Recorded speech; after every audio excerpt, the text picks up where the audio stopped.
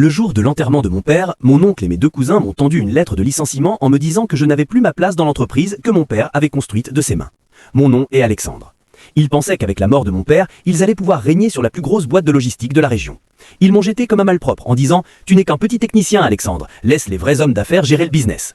Ils ont pris mon bureau, ma voiture de fonction et ont même osé changer les serrures de la maison familiale. Ils pensaient avoir tout gagné. Ils avaient juste oublié que l'intelligence ne s'hérite pas par un testament, elle se cultive. Voyez-vous, mes cousins étaient des fils à papa qui ne comprenaient rien au fonctionnement technique de la boîte. Tout le système d'optimisation des tournées et de gestion des clients reposait sur un logiciel que j'avais développé moi-même pendant mes études. Ils croyaient que ce logiciel appartenait à l'entreprise. Grosse erreur. Les droits d'auteur et le brevet étaient déposés à mon nom propre.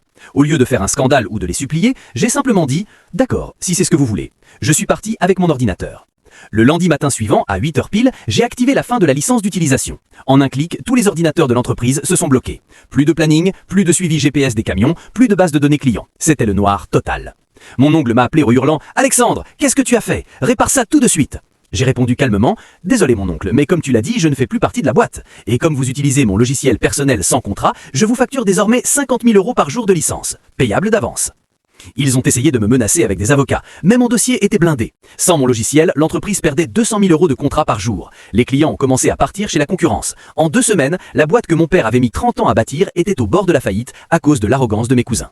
Le coup de grâce, j'ai racheté toutes les dettes de l'entreprise auprès de la banque avec l'argent de mon assurance vie. Je suis devenu leur principal créancier. J'ai convoqué une réunion de crise. Leur visage, quand ils m'ont vu entrer dans la salle de conférence, était inestimable.